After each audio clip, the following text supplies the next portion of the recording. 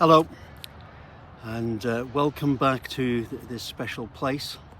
I hope the noise that was part of the last session wasn't off-putting, but we're right here in the centre of London. I'm afraid central London, giving opportunities, is a noisy place to be. And this is one of the quieter spots. And so we're going to read Philemon again, the 25 verses. This time I'm going to read it from the Message paraphrase. It's not a direct translation, but it captures the message, the attitude, and it captures the hope that is part of Philemon. So here we are, reading Philemon from the Message paraphrase.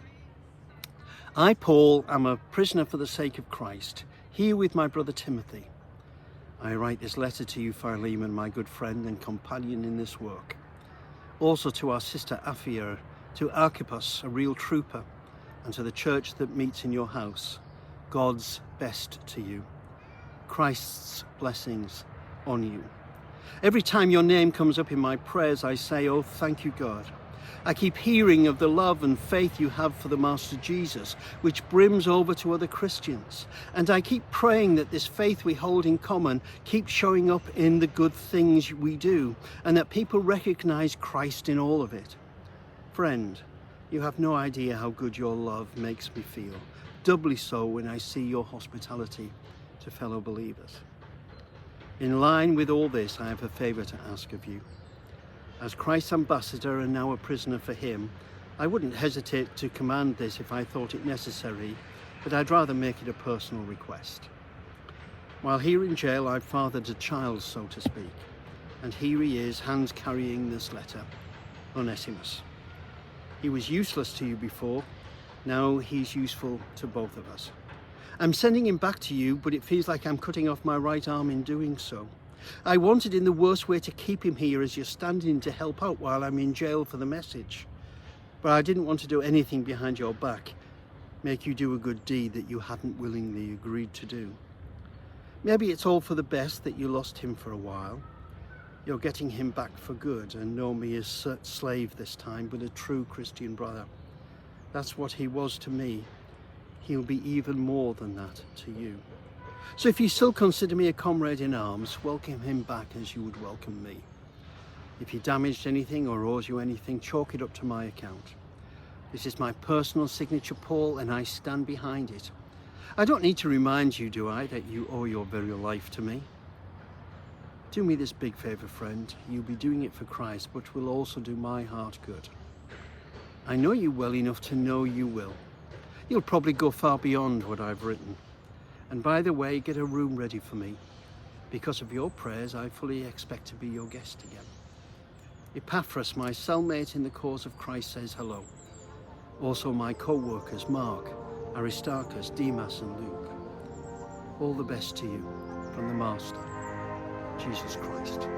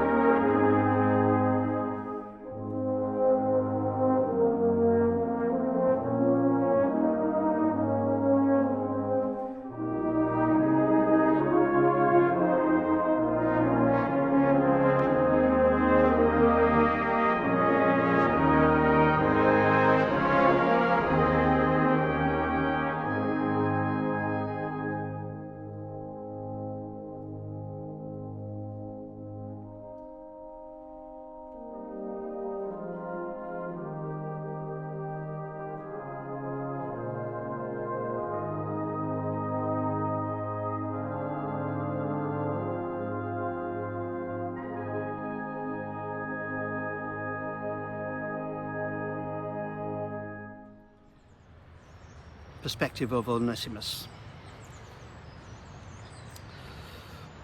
I hope you've enjoyed sort of capturing something of the story of the message to Philemon and something of the implications of that message. It's only 25 verses long, but it captures a whole lifetime of challenge in those moments, captured in one event.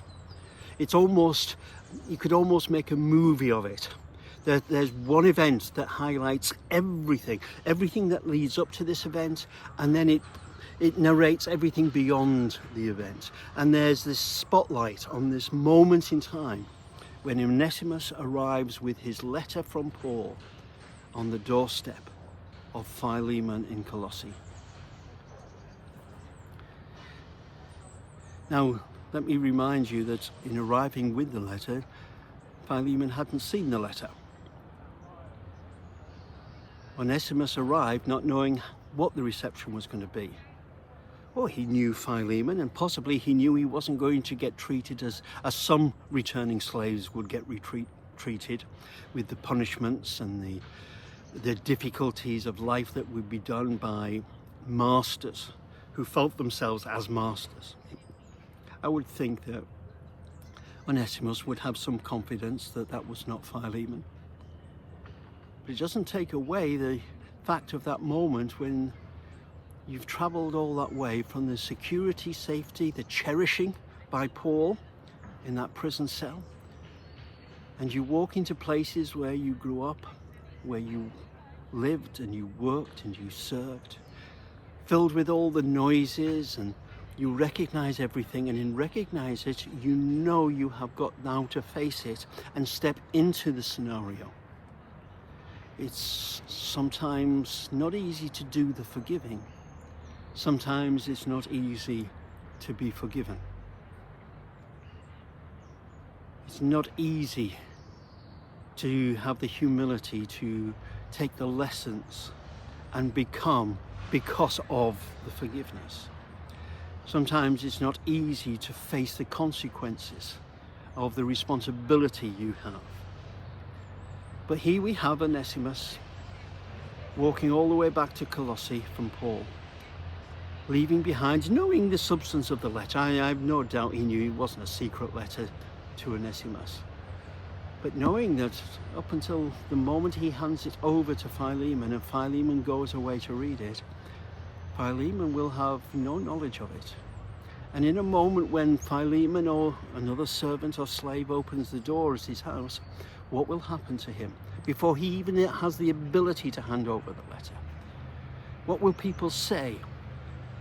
What will people say who maybe were part of the household when he was there before, when he ran away?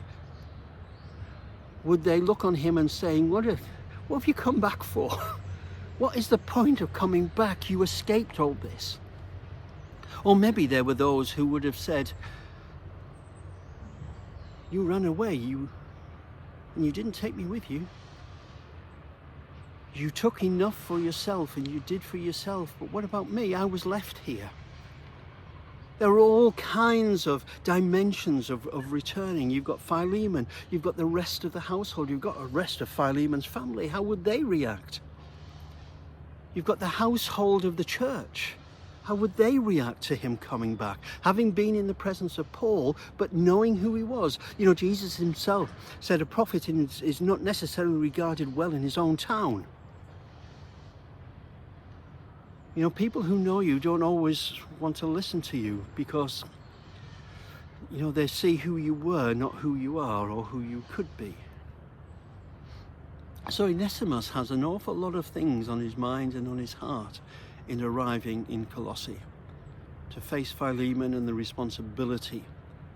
The possibility that, okay, possibly he knew Paul had asked Philemon to make him a brother, but what if Philemon couldn't do that? And he remained and was back to be a slave again.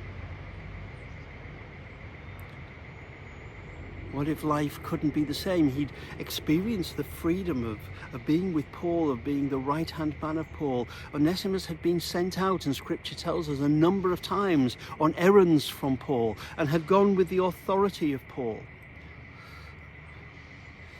How would that stand? on the doorstep of Philemon. It's not easy to come back and face where you have been, what you have done, what has happened. It's not easy to build relationships that for however long, maybe people resented Philemon for his escape. Maybe they resented him for his return and returning as a brother. There was a lot for him to face. It's not easy to return. Remember the story in Luke that Jesus tells of the prodigal son returning to his father? I wonder what the prodigal son in the story was thinking as he walked back towards the farm,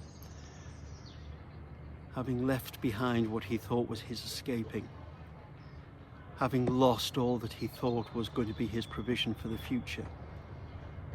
Now all of that had failed. What did he think about himself? What did he think was going to happen with his father? What did he think was going to happen with his brother?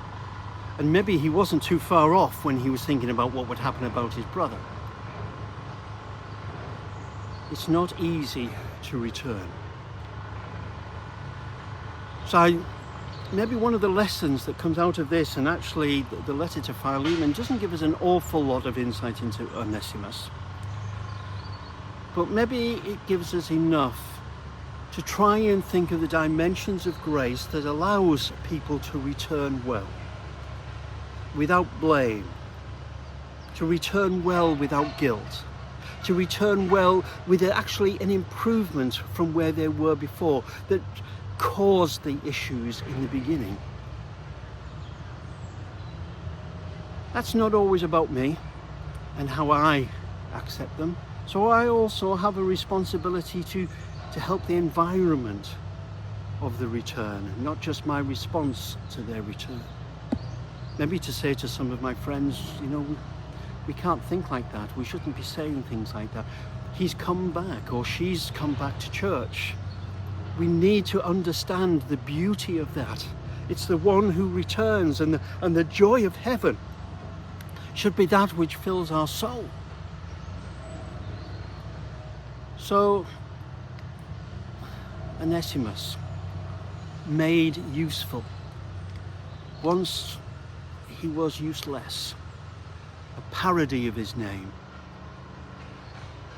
Maybe he was useful before he escaped, which was why he was called Onesimus.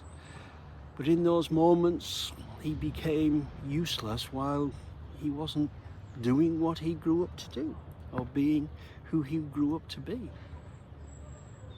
But actually, he reclaimed the name. He became useful to Paul. He became the possibility of useful differently to Philemon.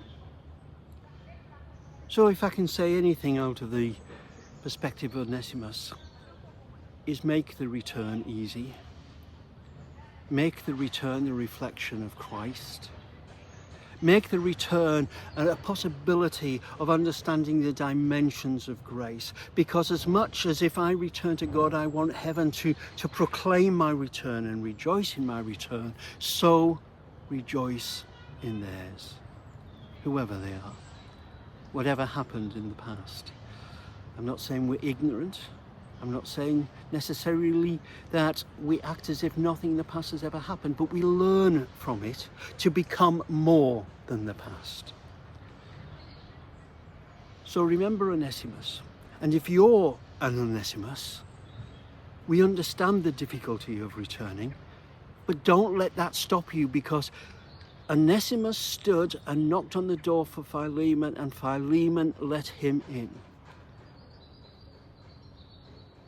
I believe the church wants you to stand on the door and knock, and Christ will open the door, and the church will, I sincerely believe, welcome you and hold you and cherish you. And if you're the church, then be like Philemon to Onesimus. Remember the challenge, both for ourselves and for them who return. and allow them the opportunity to grow and become, as forgiving allows me to grow and become. May God bless you.